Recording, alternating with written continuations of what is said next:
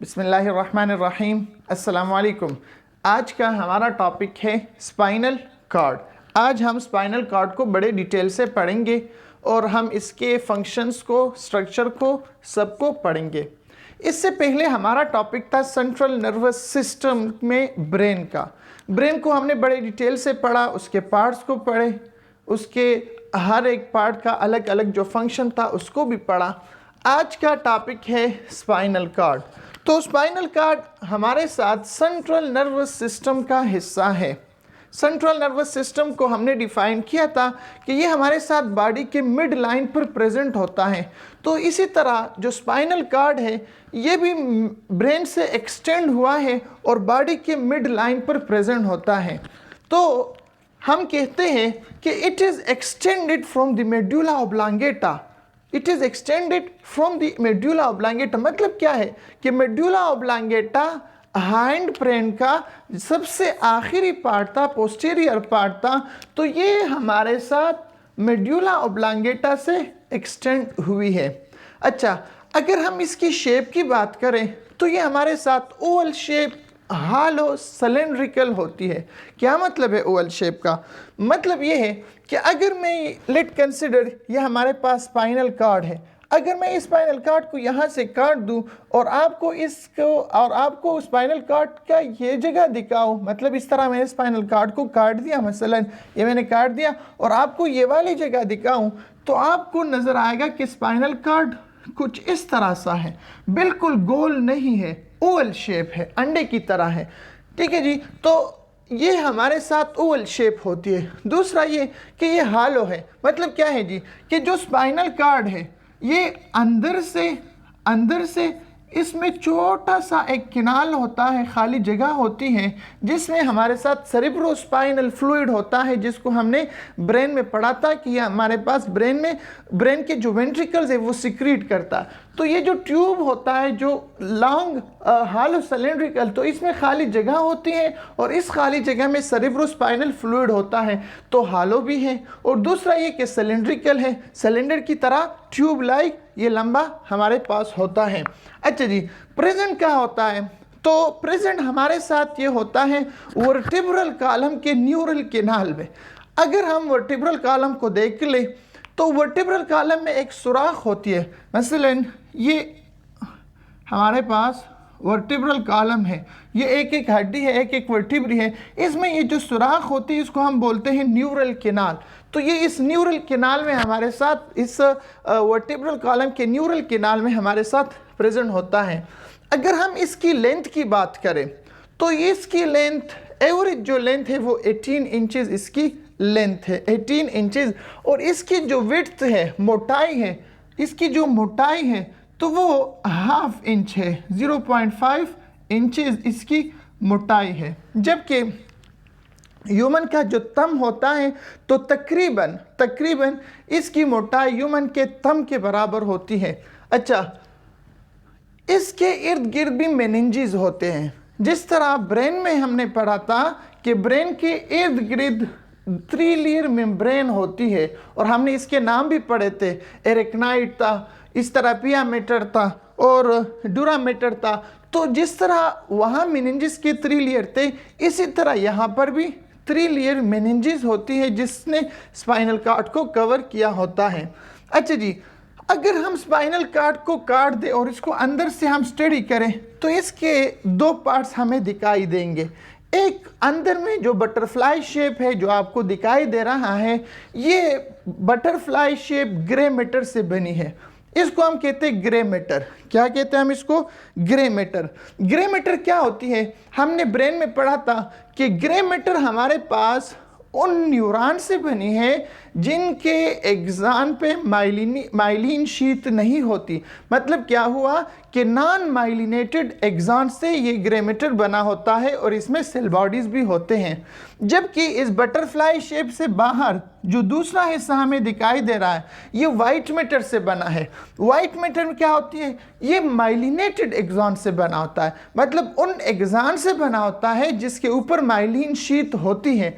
अगर आपको myelin sheath की समझ नहीं आ रही तो आप न्यूरॉन वाला लेक्चर सुन ले, वहाँ आपको न्यूरॉन के स्ट्रक्चर में यह सब कुछ बातें बता दी गई है। ठीक है जी।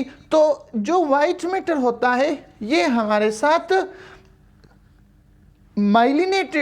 माइलिनेटेड एक्सॉन से बनी है।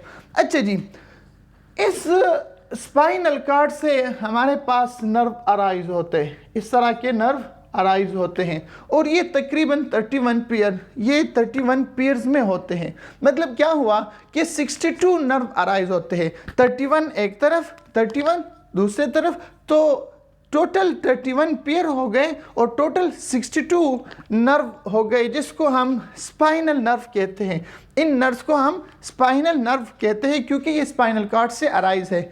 इंशाल्लाह नेक्स्ट लेक्चर में हम इस पेरिफेरल नर्वस सिस्टम जब पढ़ेंगे तो हम इसमें स्पाइनल नर्व और क्रेनियल नर्व की बात करेंगे, वहाँ पर इसको पूरे डिटेल से पढ़ेंगे।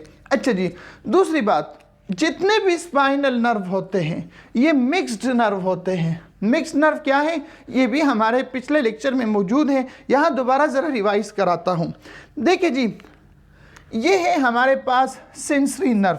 सेंसरी नर्व का फंक्शन क्या है कि ये सेंट्रल नर्वस सिस्टम की तरफ मैसेज ले जाता है।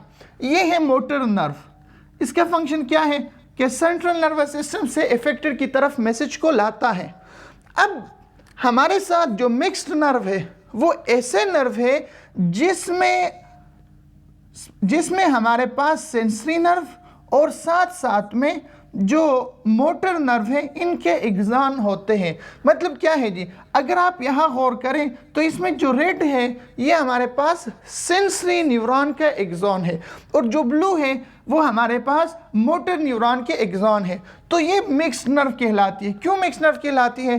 क्योंकि इसमें दोनों सलाहियत है, ये मैसेज को ले जा भी सकता है because of presence of sensory axon, और ये मैसेज को ला भी सकता है इफेक्टर की तरफ because of presence of motor axon. तो इसको हम कहते हैं मिक्स्ड नर्व क्योंकि इसमें सेंसरी नर्व और मोटर नर्व दोनों होते हैं। अच्छा जी, जो हमारे साथ स्पाइनल कॉर्ड है इससे जो नर्व अराइज हुए हैं तो ये नर्व दो तरह से अराइज हुए। देखिए जी, अगर आप गौर करें ह्यूमन बॉडी पर तो दो सरफेस, एक होता है वेंट्रल सरफेस सामने वाला, दूसरा होता है डॉर्सल सरफेस। तो इस तरह से ये नर्व भी दो तरह के अराइज होते हैं। एक अराइज होता है डॉर्सल सरफेस से, पीछे की तरफ से। लेट कंसिडर ये मेरा स्पाइनल कॉर्ड है तो एक यहाँ से पीछे से अराइज होती है, इसको हम कहते हैं डॉर्सल नर्व। दूसरा हमारे पास सामने से अराइज होती है, इसको हम कहते हैं वेंट्रल नर्व। तो डॉर्सल नर्व और वेंट्रल नर्व ये दोनों इस तरह अराइज होते हैं और फिर ये दोनों रूट आपस में मिल जाते हैं। मतलब क्या हुआ कि एक डॉर्सल रूट हुआ जो पीछे से अराइज है, दूसरा वेंट्रल रूट हुआ जो आगे से अराइज है। ये दोनों जब निकल आते हैं तो आपस में मिल जाते हैं और मिक्स्ड नर्व बनाते हैं। अच्छा जी, अब जो दोनों रूट आपस में मिलते हैं और मिक्स्ड नर्व बनाते हैं तो ये बात समझ लेनी चाहिए कि जो सेंसरी नर्व होती हैं इसकी जो सेल बॉडी है वो सेंट्रल नर्वस सिस्टम से बाहर होता है।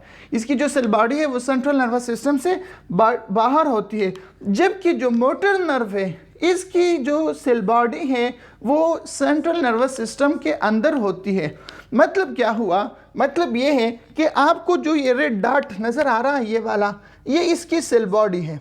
इसी तरह बहुत सारे न्यूरॉन जमा होकर इसकी सेल बॉडी जमा होकर ये एक सॉलिड स्ट्रक्चर बनाता है, इसको हम बोलते हैं गैंग्लिया। इसको हम बोलते हैं गैंग्लिया। अच्छा, अब ये गैंग्लिया जो मौजूद है तो डोर्सल सरफेस पर मौजूद है, डोर्सल तरफ मौजूद है, स्पाइनल कॉर्ड के पीछे मौजूद है, डोर्सल एरिया पर मौजूद है।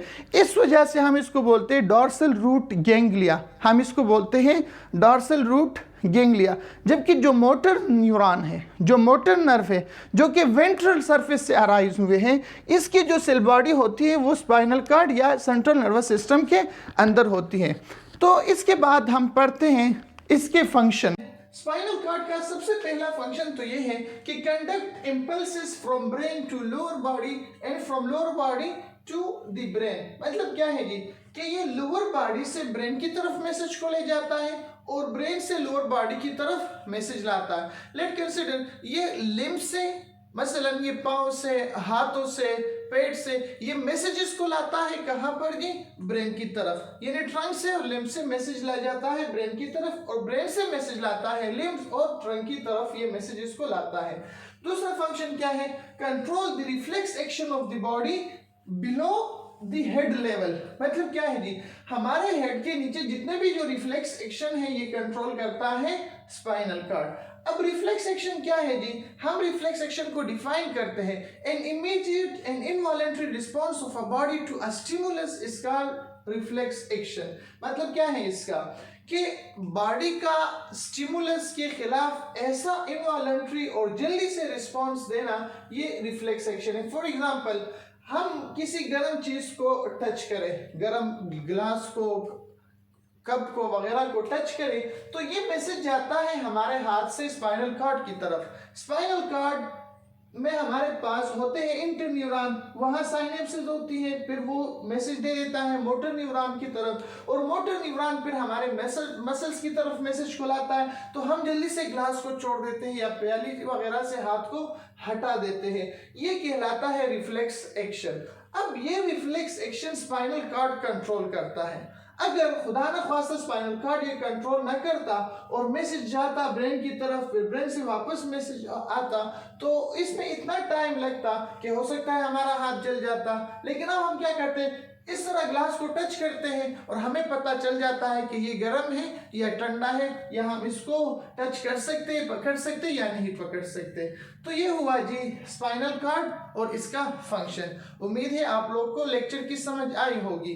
बाकी जो न्यूरॉन्स वगैरह हैं जिसमें माइलिन और नॉन माइलिन की बात हुई, तो इसके लिए आप न्यूरॉन वाला जो हमारा लेक्चर है आप उसको पढ़ें, देखें, इंशाल्लाह आपका कंसेप्ट क्लियर हो जाएगा। Thank you, that's all for today. Allah Hafiz.